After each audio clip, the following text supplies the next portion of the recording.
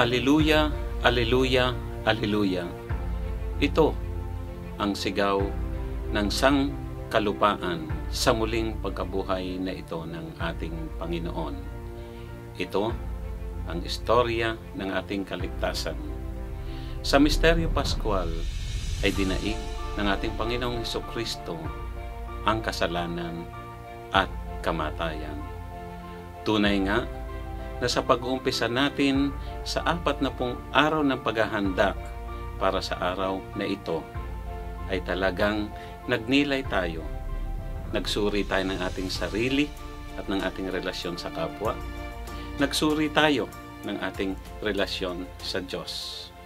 Tayo rin ay naghanda sa pamamagitan ng pagpapakumpisal ng ating kasalanan, gayon din ang pagsusuri ng ating sarili, mga bagay na gusto nating ihingi ng kapatawaran sa mahal na Diyos. At tunay nga na ang paghahandang ito ay paghahanda sa muling pagkabuhay ng ating Panginoong Hesukristo. Dinaig ng ating Panginoong Hesukristo ang kadiliman, ang paghihirap, ang kamatayan. At ngayon, sa kanyang muling pagkabuhay, tayo ay nakikiisa sa pagkabuhay na yan ng ating Panginoong Hesukristo. Mga kapatid, sa ating ebanghelyo ngayon, 2 alagad ni Jesus ang malungkot. Malungkot sila dahil ang akala nila ang kamatayan ng ating Panginoon ang katapusan ng lahat. At sa kanilang paglalakbay patungong Emmaus, ay sumabay na di nila namamalayan ang ating Panginoong Hesukristo. Tinanong ng Panginoon ng 2 alagad, ano ba ang pinagkukwentuhan ninyo? Ikaw lang bang hindi nakakaalam sa mga pangyayari?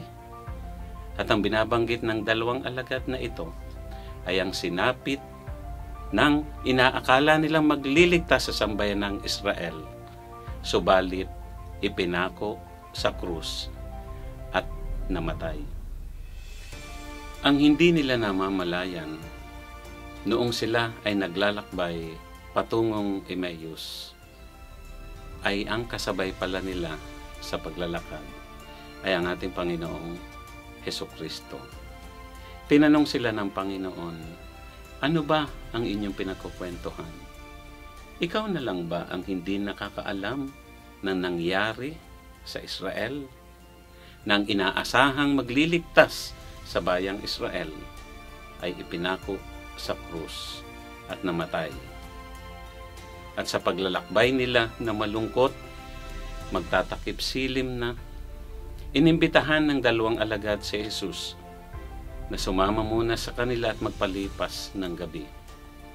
At ng gabing yon, noong sila ay nagtitipon, ay kinuha ni Jesus ang tinapay, tangalak, at sinabing, ito ang aking katawan na ihahandog para sa inyo. Doon namulat ang mata ng mga alagad. Doon nila nakilala na ang kasabay pala nila ay walang iba kundi ang ating Panginoong Hesukristo. Mga kapatid, sa muling pagkabuhay na ito ng ating Panginoong Hesukristo ay ipinakikita niya na siya ay buhay na buhay sa pamamagitan ng Eucharistia na hanggang ngayon ay patuloy nating ipagdidiwang